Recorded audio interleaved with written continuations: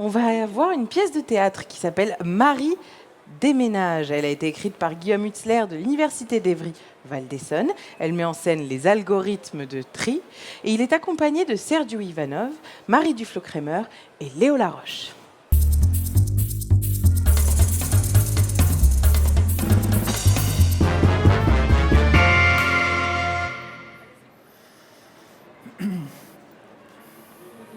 C'est parti, les gars.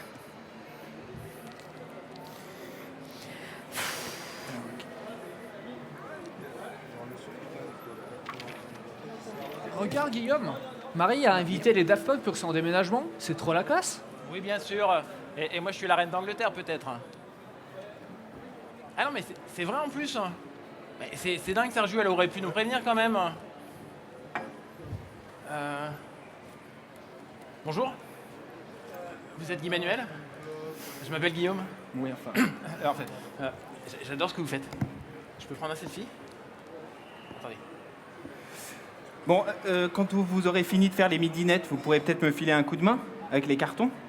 Ok. Léo, c'est toi? Mais qu'est-ce que tu fais avec ce casque sur la tête? Et qu'est-ce que je fais avec un carton dans les mains? Bah, tu aides Marie à déménager, mais pourquoi ce casque? C'est si dangereux que ça? Ah oui, alors, attendez, je vous explique. Bon, vous savez que Marie est obsédée par les algorithmes, hein? Ah oui, ça, c'est vrai, t'as raison. Elle te dit pas bonjour, elle applique un algorithme. Alors, en 1, salut. En 2, s'approche de la personne. En 3, penche la tête sur le côté. Ouais. Alors en 4, ça se complique. Si la personne vient de Montpellier, alors nombre de bises égale 3, sinon nombre de bises égale 2.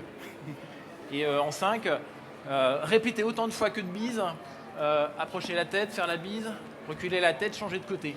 C'est ça. dingue, hein. Exactement. Et pour son déménagement, elle a fait la même chose. Non. Elle a... Regardez, elle m'a mis des instructions et elle a marqué ça façon robot idiot. Donc c'est pour ça le casque. Mais... Robot idiot, c'est quoi ça? Ben, regarde, tu as une sorte de code à base de flèches. D'accord, La flèche vers le haut, ça veut dire avance d'un pas. d'accord. Flèche vers la gauche et flèche vers la droite, respectivement, fais un quart de tour à gauche, fais un quart de tour à droite. Ok. Et flèche vers le bas, pose le carton. Et apparemment, il faut suivre les instructions correspondant aux flèches, les unes après les autres, dans l'ordre.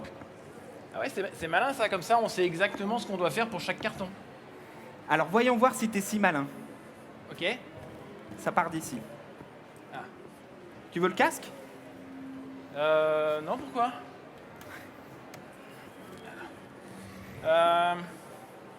Une flèche vers le haut, donc j'avance d'un pas. C'est ça. Une flèche vers la droite, je tourne à droite. Excellent. Une flèche vers le bas, je pose le carton. Oula. Voilà, mais alors là, c'est là qu'il y a un problème. Ah bah, je vais mettre le casque. Ouais, peut-être mets le casque, ouais.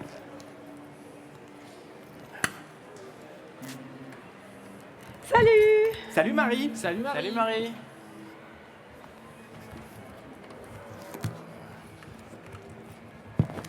Guillaume, qu'est-ce que tu fais avec mon casque?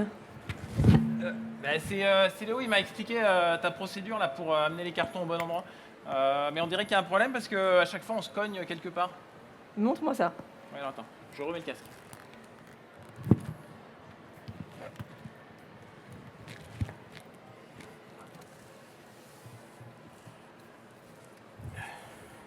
Une flèche vers le haut, j'avance. Une flèche à droite, je tourne à droite. Une flèche vers le bas, je pose le carton. Ok, je vois. Alors, attends. Reprends le carton. Je te propose le correctif suivant. Tu poses le carton. Tu fais le tour du carton. Tu ramasses le carton. Et tu recommences. Un pas.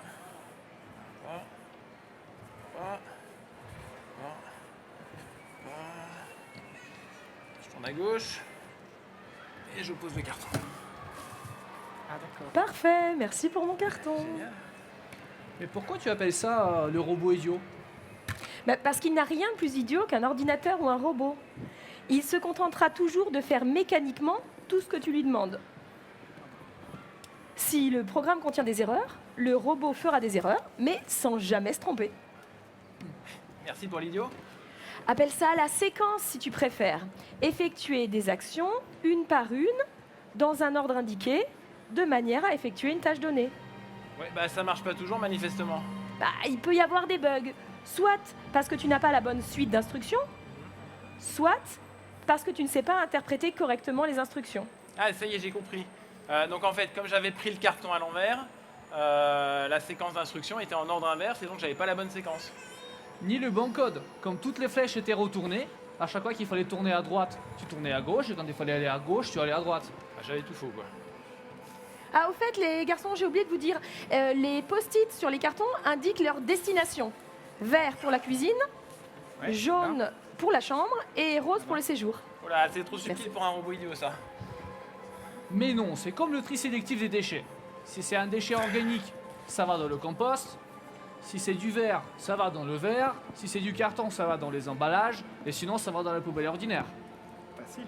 Ça s'appelle une instruction conditionnelle. C'est comme si vous aviez plusieurs programmes pour votre robot idiot et que vous choisissiez celle que vous allez exécuter en fonction d'une condition. Par exemple, si le post-it est vert, effectue le programme cuisine. Si les jaunes, effectue le programme chambre. Et si le rose, effectue le programme séjour. Et s'il est fragile, dépose-le délicatement. Ça va de soi. C'est génial, hein. Ça, cette idée de mettre des post-it de couleur pour indiquer la pièce et savoir si c'est fragile ou pas, moi, j'y aurais jamais pensé. Ça s'appelle une variable. Une variable? Bah, tu sais bien Léo, souvent femme varie. Ah, Les variables en informatique, Oui. ce sont des informations dont on peut changer la valeur, la faire varier. Tu peux voir ça comme un cadre avec un nom dessus pour l'identifier et une valeur que tu peux lire ou que tu peux modifier. Comme C'est- ça. C'est fou ça. Avec des principes algorithmiques, on a l'impression qu'on pourrait faire n'importe quoi à un ordinateur. Presque. Il nous manque un ingrédient. L'itération. Répéter le déchargement des cartons jusqu'à ce que le camion soit vide. mais c'est super. Donc, avec ce système, on pourrait décrire n'importe quel algorithme, donc n'importe quelle action. Oui, il suffit de 4 ingrédients pour transformer un ensemble d'actions élémentaires en une procédure aussi complexe que tu veux. Ah oui, Alors, il y a la séquence. Ouais. Effectuer les actions une par une dans un ordre précis. L'instruction conditionnelle, Choisir entre deux instructions selon qu'une condition est vraie ou non. L'itération. Répéter un ensemble d'instructions un nombre déterminé de fois ou tant qu'une condition est vraie. Et la variable. Un espace dans la mémoire où tu peux lire et stocker une information. Ok. Du coup, avec tout ça, on pourrait faire n'importe quelle structure. bah, ça va dépendre de la complexité. On peut essayer d'appliquer certaines règles un peu au hasard et voir ce que ça donne. Je suis pas sûre que ce soit une bonne idée de faire ça avec mes cartons. Eh si, c'est une super idée. Mais il faut surtout pas faire ça au hasard. Hein. Attendez, je vous propose un truc. Je vous donne des règles et vous les appliquez au fur et à mesure. Ok? Alors, pour commencer, vous prenez un carton avec un post-it vert. Moi? Ouais. Ok. Chacun. Et vous le posez à gauche du tabouret en face de vous. D'accord. Gauche du tabouret. Là. Ouais, alors attendez les gars. Vous savez comment on reconnaît la main gauche? Hein? La main gauche. Ah, C'est Bah, celle où le pouce est à droite. À droite. Mais c'est-à-dire. Ouais, ça dépend, Ça dépend, du quoi. côté où on regarde. Donc en fait, on a un problème d'initialisation de l'algorithme. Ah, c'est vrai ça, c'est très important l'initialisation des variables. Alors Léo, toi tu te remets au même endroit. Je suis à gauche, c'est bon. Et toi Sergio, tu vas venir par ici. D'accord. Voilà. D'accord, je suis là. Et on recommence. Donc vous prenez chacun un carton vert et vous l'amenez à gauche du tabouret en face de vous. Ça C'est bon. marche. Hop, c'est réglé. Alors, Ensuite. après vous appliquez une règle qui dit que quand le dernier carton posé est vert, on va poser dessus un carton avec un post-it rose. D'accord. Post-it rose. Donc là, ils sont tous J'ai un jaunes. Léo, C'est mon bassin. un petit carton. Posé dessus. Ouais, vous êtes dessus. Tac. Alors après, on va appliquer une règle qui dit que quand le dernier était rose, on pose dessus un carton jaune Ouais. légèrement décalé T'es vers sûr, la gauche. t'es Vers sûr où que ça va pas tomber? Non, mais on le décale un peu, mais pas trop. Légèrement. Super. Ça? Quand le dernier carton était jaune, Ouais. on pose un carton rose juste à côté à droite. À côté à droite. Carton rose à côté. Carton rose. Mais attends. Là, j'ai compris, là. On a déjà eu ce cas-là, là. Quand Ouais. on a un carton rose, on pose au-dessus un carton jaune, légèrement décalé vers la gauche. Ouais, C'est ça? Et on continue. exactement. Carton jaune. Merci Léo. Et alors, décaler légèrement à gauche. Là. Très bien. Ensuite, un carton rose. Puis un rose juste à côté à droite. Parfait. Non. Et on Bouge continue pas, Marie. jusqu'à ce qu'il n'y ait plus de carton. Je suis pas sûre que ce soit très raisonnable. Hein. On va essayer.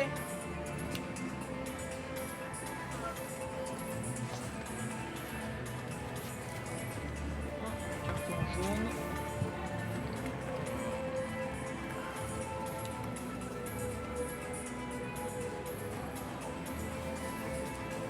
Carton rose. À droite. Carton jaune là-haut. Faites attention les gars, les derniers sont fragiles. Oui, oui.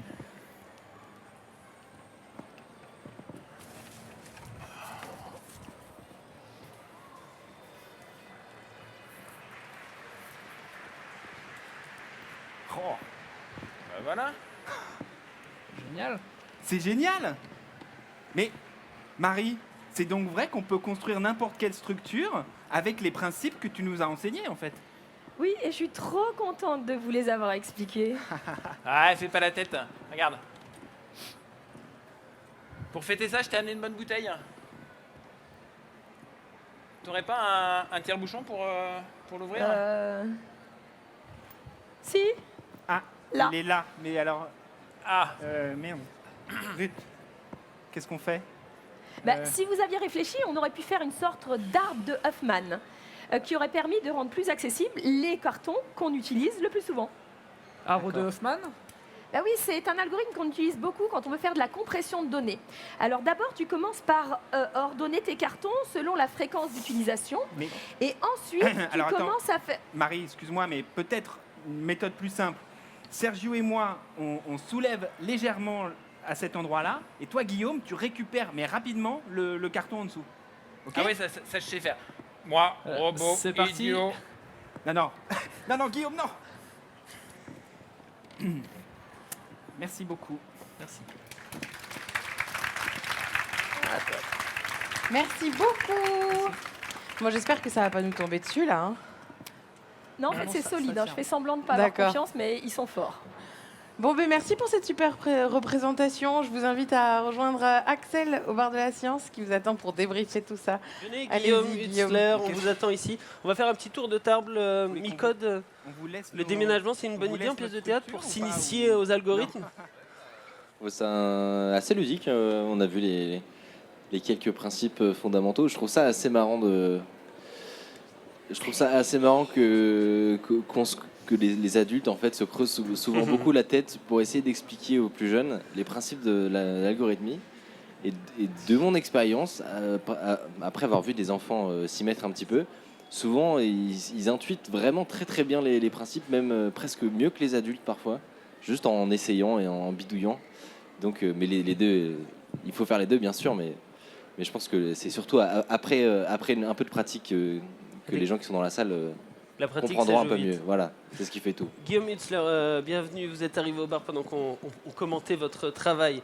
Vous travaillez à l'université d'Evry-Val d'Essonne. Vous êtes chercheur à l'INRIA. Et vous êtes auteur de cette pièce? Non, c'est pas vrai? Je suis pas chercheur à l'INRIA, je suis enseignant-chercheur à l'université Evry-Val d'Essonne, mais je suis pas D'accord. chercheur à l'INRIA. Mais c'est pas grave. hein, Mais je- vous êtes auteur de cette pièce. Oui, co-auteur. Je voulais savoir comment vous l'aviez construite. Est-ce que vous avez fait appel à un algorithme? Non, bah en fait, ça s'est fait de manière un peu bizarre et en plusieurs étapes. Parce qu'en fait, Léo, là, qui joue dans la pièce, est acteur. Et en fait, sa troupe de théâtre, les ateliers du spectacle et le groupe des N+1 le principe de création de leur spectacle, ça consiste à aller dans les laboratoires de recherche et d'interroger les scientifiques sur leur pratique. Et donc ils préparaient un spectacle sur les principes d'action, sur le thème de l'action. Et donc ils sont venus au laboratoire à Évry et on a réfléchi en fait sur leur pièce. Et puis après, ils proposent aux chercheurs ce qu'ils appellent des impromptus pour présenter leur propre recherche. Et puis ensuite, donc on a fait un impromptu ensemble où il y avait déjà cette idée de déménagement. Et puis ensuite, dans le cadre d'un projet qui s'appelle Class Code, où l'objectif c'est d'apprendre aux enseignants d'école primaire à transmettre cette pensée informatique, cette pensée algorithmique. On a eu l'idée de reprendre ce thème-là et de l'adapter pour présenter ces principes d'algorithmique qui sont finalement très simples. Les principes de base sont très simples. Ce qui est compliqué, c'est de bien les agencer pour ensuite développer des programmes qui peuvent être très complexes. Juste, on va le dire quand même, parce que normalement la pièce fait 30 minutes. Là, vous l'avez coupée pour la jouer ici à la Fête de la Science. Voilà. Vous abordez quoi dans les autres parties? Vous allez plus loin ou c'est juste vous avez condensé? En fait, comme c'était souligné, pour comprendre quelque chose, c'est bien de manipuler les choses. Et donc, l'idée, c'était de mettre en scène un peu certaines activités qu'on appelle débranchées pour montrer en faisant certains principes d'algorithmique. Donc, il y avait par exemple des exemples de tri en utilisant un réseau qui est dessiné au sol et qu'on va parcourir pour permettre de trier des valeurs. Alors que ce soit des nombres, des chaînes de caractères, donc des mots par exemple. Donc il y avait ce genre d'exemple d'activités débranchées permettant de comprendre les principes d'algorithmique en faisant. Et ça, effectivement, c'est quelque chose qui marche très très bien auprès du jeune public et auprès des élèves. Donc c'est... Thierry Vieville, vous vouliez réagir, je vous ai vu du coin de l'œil. Je suis sûr que vous avez apprécié ce travail. Ah oui. Ouais. Oui, j'ai trouvé... Je suis connecté hein. Ah bon, on vous entend. Oui, j'ai trouvé ça super, félicitations. Et je trouve ça aussi super que tu cites ce fait que, ça y est, en France, nos enfants apprennent un peu d'informatique. On est en train de former les profs. Et ce qui fait qu'aujourd'hui, on va se passer de consommateurs de ces biens numériques à une population qui va être capable de choisir et de prendre le contrôle sur ces objets. Et Class Code doit beaucoup à Guillaume. Et Micode, tout à l'heure, tu parlais des adultes. Je suis obligé de te demander ton âge après cette phrase. 19 ans. 19 ans. Donc, toi, tu penses avoir baigné dans cette génération qui comprend le code beaucoup plus vite qu'un public, je sais pas, qui a 10, 20 ans de plus? Non, je pense pas. C'est encore les plus petits? Moi, vraiment, les gens que je connais qui s'y sont intéressés de près et qui ont une vraie compréhension de la façon dont le monde numérique fonctionne, Internet et compagnie, ce sont des gens qui s'y sont intéressés en dehors des cours. Ça faisait pas vraiment partie intégrante du programme du tout. Donc le fait d'utiliser au quotidien beaucoup d'objets dans lesquels il y a du code et de l'algorithme ne nous aide pas forcément à le comprendre. Ça, c'est certain, Thierry Vieville. Non, tout à fait. Bon. Donc c'est pas une question de génération, c'est une question d'implication. Complètement. Et l'enjeu, la formation des adultes est un véritable enjeu qui est une des extensions de ce projet Class Code qu'a cité Guillaume. Alors, quand on essaie de voir ce que peut faire un algorithme, là, on a vu classer sur scène, on a vu déplacer des choses. Ça, c'est vraiment les briques de base. Est-ce qu'on peut imaginer aller plus loin, c'est-à-dire mettre en scène des choses très complexes qu'arrivent à faire les algorithmes? Vous avez essayé d'y réfléchir quand vous avez construit la pièce? Oui et non, c'est-à-dire que le principe de l'algorithmique, finalement, c'est comme le langage. Tout le langage, il est construit sur la base de 26 lettres qui constituent l'alphabet. Et sur la base de ces 26 lettres, on peut construire de la littérature extrêmement recherchée, ou bien on peut simplement annoncer des mots. Là, c'est le même principe en informatique. Vous avez ces 4 principes qui permettent de construire un programme, et sur la base de ces 4 principes, on peut construire des choses, j'allais dire arbitrairement complexes. C'est pas tout à fait vrai, puisque Alan Turing, en 1936, il a montré qu'il y a certaines choses qu'un ordinateur ne pouvait pas calculer. Et on en est toujours au même niveau. C'est-à-dire que les choses dont Turing a montré qu'on ne pouvait pas les calculer, on ne sait toujours pas les calculer. Mais par contre, on peut construire des programmes extraordinairement complexes pour faire des choses extraordinairement complexes également. Alors, très rapidement, pour ceux qui ont aimé la version courte, est-ce qu'on peut vous voir en version longue bientôt? Non, pas en version longue. Par contre, ce qu'on va faire, c'est qu'on va reprendre l'impromptu où je présentais ma recherche la semaine prochaine à Orsay. Donc Mais- avec Léo. Ouais. Michel Buffat, je vous laisse l'anecdote, mais il faut qu'elle soit très courte et après on. Juste une on anecdote. conclut. J'étais il y a quelques années à une conférence à San Diego où on expliquait des algorithmes très compliqués. Et que dans les conférences de chercheurs, on aime bien s'amuser aussi. Puis il y a des chercheurs qui ont mis en scène un des algorithmes beaucoup plus compliqué que ça, avec une trentaine de personnes sur des chaises qui se baladaient sur la scène. Et effectivement, avec une caméra qui filmait tout de dessus, c'était très visuel. Et ça a intéressé tout le monde parce que c'était un algorithme réputé extrêmement compliqué. Où en général, même dans la communauté des chercheurs, la moitié des gens de la salle avaient du mal à en saisir les subtilités. Donc oui, c'est le fait de mettre en scène physiquement des algorithmes, ça parle, quoi. Dès qu'on voit, on comprend Voilà. mieux. Et même à des niveaux bien plus élevés que les écoles primaires.